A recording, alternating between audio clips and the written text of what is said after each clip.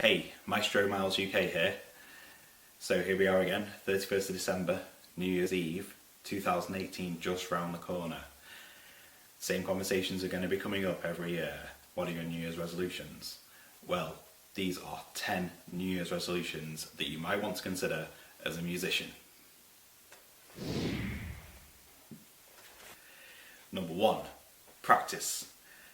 So hopefully you're doing a little bit of that already. But a New Year is a great time to assess, is the practicing that I'm doing effective? You might be doing, quite a bit, but unless you're giving yourself a few challenges and working on those things that you do find difficult, your progression will be slower. So this is a really good time to just assess, do I need to spend more time doing, articulation, tonguing, fast playing, slow playing, melodic playing, soloistic playing. All of these things you can have a think about and maybe come up with a new practice plan where you can, balance that, because you've got to have fun as well with stuff that you do like to play, and hopefully, you'll be able to, meet your playing goals, whatever they may be, in 2018. Number 2, expand your listening. So we're all guilty of this. We get into a set mode where we think, I'm going through this particular phase and this is what I'm enjoying listening to, and you just tend to listen to a specific type of music. This is a great time, New Year, to think, I want to listen to something new. You might be getting slightly bored of what you're already listening to. I'm certainly getting bored of a lot of Christmas music at the moment. So, you might want to think, I've not listened to jazz for a while, or I've not listened to country and western blues, or if you listen to classical music predominantly, I'm guilty of this as much as anybody. I don't listen to an awful lot of early music and Baroque music, so there's a whole world, a huge amount of music that I could explore, and I think it's really important that if you are, as a musician, there's a potential that you might play some of this music, you need to be able to appreciate it. And what better way than just to put some of that music in your playlist on Spotify or wherever. It's really, really good to expand your listening. Try something new. Might be a bit of modern stuff. It might be film music, might be computer game music, which is becoming more and more popular and sophisticated. Number 3, see more live music. So we're all guilty of this. We can be quite isolated sometimes as musicians. We do our practice, we play with our groups, but do we ever really go out and see what other groups are doing, or maybe people who might be better than us, worse than us, trying to get that overview of everything that's going on at the moment in the music world. And I think if you want people to come and see you, as a group, as an artist, you have to be able to understand, you have to put yourself in new shoes and say, well, what attracts me to go and see these groups, and try and experience it from a listener's point of view. And at the end of the day, we all like seeing music. I think there's a great appreciation there that if you've been working on a piece of music and you know how hard that piece is, or the inner crux of that music, and you see it performed by another group, good or bad in your opinion, you've got that appreciation there. I think it's a really good thing to do, and I would say go and listen to the professionals, listen to amateur groups, listen to someone just playing in a club or a bar or something, and just try and get out there and listen to it. Again, all different varieties. It's really, really good thing to do. Number 4, perform more. So I know lots of people, sometimes myself included, we do that practice, we put all that hard work in, and the only person who really gets to listen to our music is us, or perhaps your teacher, or perhaps, I don't know, your pet maybe.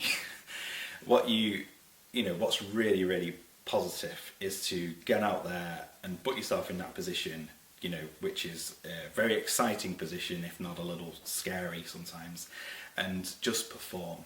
There are lots of people who really would love to hear your music, You know, they could be just members of the public. They could be friends and family. They could be, something like going and playing at an old people's home for a dementia day or something like that.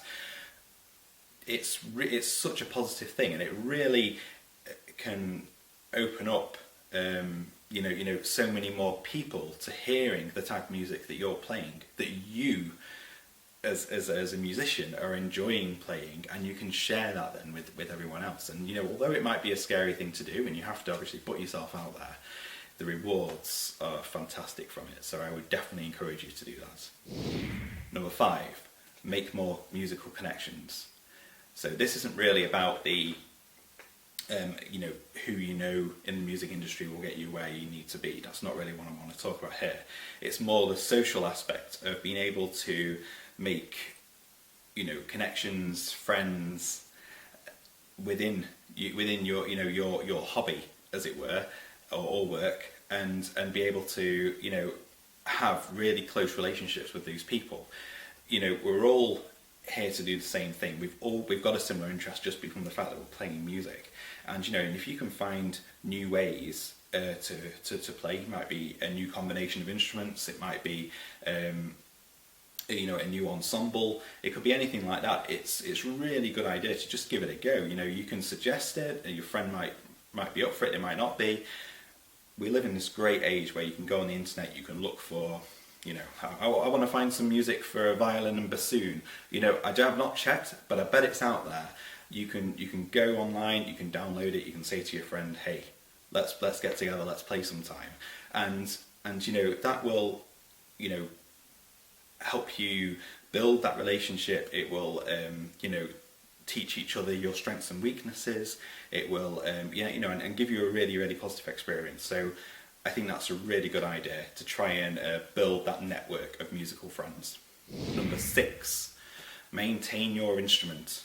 Now, something that we're all guilty of, I'm sure. We could give our instruments a lot more love than maybe we currently do. And at the end of the day, you can practice all you want, but if you've got a clarinet with a sticky key, or a violin that's getting rotten under the amount of rosin on it and all that sort of stuff, it will not help you be able to perform and play as well as you could. And these are expensive pieces of kit. You can spend thousands of pounds or dollars on these instruments, and yeah, sure, you appreciate that as soon as you've done it and your money's changed hands. But 5 years down the line, you maybe don't appreciate that quite as much. So I would urge you to make sure you maintain your instrument. That might be make sure you clean it out properly, and just make sure that it's clean, and that it's the way you're storing it, the way that you're playing it, the way that you're cleaning it isn't going to damage it in any way. Or it might be something a bit more scheduled than that, like a annual service plan or something like that, where you can take it in, it can get all its pads redone and things like that. It's just very, very important to make sure your instrument is maintained. And New Year is a good wake-up call to say, it has been a couple of years or 3 years since my instrument went in for a service, so I'll think about doing that. Okay, number 7, and this one's a biggie. Share your musical experiences. I think most of us can relate to an ensemble that we have that's around in our local areas, and the population within that ensemble is quite old, and we've all got that fear that there's maybe not as many younger players coming in. It's something that is an issue right across classical music, really. I think, well, I find it, and one of the things that we need to actively do is encourage people to come to our concerts, to engage with us, to join our ensembles, to learn instruments, and we can keep this fantastic thing that we're doing going for the future.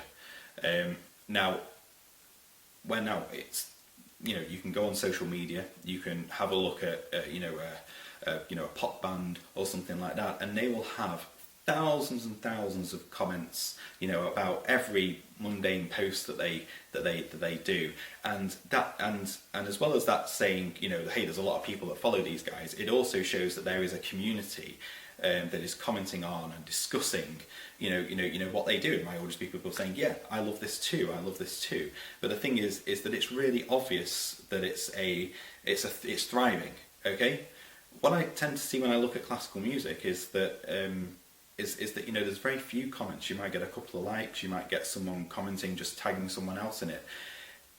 If we want to encourage people to come to the concerts and to do what I said before, we need to give them a community that they can just jump into. That's the joy of social media at the moment, because it doesn't matter whether you're in the same country or have a connection. You somehow stumble across that post. You can engage with others and you can talk about it, and I think that's it's really, really good. It's something we want to encourage. We just need to give them that platform, that they'll be welcome and that they will be able to do it. So I think it's really important that if you go to a concert and really, really enjoy it, share it on social media, just like you would if you saw something on TV that you really enjoyed, or a film. Make people know that you are going to these places, appreciating what's done, and really enjoying it, and it will help other people comment. Sure, people might read that and say, oh, classical music, it's not for me, I don't really care about it. But the thing is that you might get a few that say, well, Miles has gone on about this John Williams concert for like last year, about how excited he is about it, and then it's finally here. Maybe I'll see if there's some free tickets, because he must know what he's banging on about or something. So I think it's just a good, positive thing to talk about classical music. Number 8, do something outside of your comfort zone. I know, it's even scary just saying it, isn't it, really? But there are lots of things that in classical music, maybe we put off slightly because it's, a little bit scary. It would really show up our weaknesses if we were to do it. It's always good to challenge yourself and to do something that maybe you weren't so keen on in the first place, but the reward that you get when you do it, even if you fail, it's a really good life experience. I've jumped out of a plane, I've done a bungee jump, I've done quite a few things like that, but every single one of these, I was scared about doing it before, but I really, really enjoyed it. Same thing with music. You can, whether it might be doing more performing, it might be to do some teaching. You might want to say, I'm going to teach, a friend's kid, or something like that. All these things are quite scary things to do initially, but you potentially have got great experiences for you that you'll really remember and learn from. So I would encourage you to do that. Number 9, always an option: learn another instrument. Learn what your friends are moaning about when they say, "Oh, I can't tune my violin," or this beat will never come out on my oboe, or something like that. You can it's a great opportunity to learn another instrument at the beginning of the year. You can buy instruments really cheaply now. Beginner instruments you can buy for £100 or less. Trumpets, violins, cellos. Even trombones I've seen for for quite a reasonable amount nowadays. It's always good to try and understand a different instrument, what its capabilities are, what it can really do. So yeah, something else to try. So number 10, try your hand at composition. Okay, so this is something that anyone can do. Any standard, any age, because it's really just about trying some different ideas, seeing what you think as a player works well together, and if you have problems writing it down, don't worry about that. We'll come to, if we need to do that, let's come to that problem when it arises. Just you work on getting your ideas really enjoying what you do, and record it or write it down if you can, and see what people think about it. It's a really good way to express yourself. There was actually an artists thing that happened in October called Inktober. I don't know if any of you have seen it, but what they did was actually each different day they gave a theme, and you were supposed to draw something in line that theme. So it could be something like squeak or mask, lots of words that could be used in all different ways. I was thinking at the time when I saw this going on, because there was a local artist who was doing that around me, and I thought, what an amazing thing to do, but for music. It might be too hard to write a piece of music every day, but if you just looked up a word and you managed to be inspired by it, enough to be able to build something together, I think that'd be a great way to explore composition in that way. It's good. Theme and variations is another one. Take a theme that you already know, that you like, and just slowly expand on it, build on it, stretch it. How in a style that kind of agrees with you. There's lots of entry points into composition just to do that experimentation. Right. So I hope that you thought there might have been one or two good ideas there. There's certainly lots of things that you can try, and I would never recommend that you tried all 10 of these, because you wouldn't have much time for anything else. But I think it's there are some good tips there, just generally help you on your musical journey. So just from me, all the best for 2018. Hoping to post some more content, more regular content on this channel. So please subscribe if you've not already. And yes, wishing you all the best. Goodbye.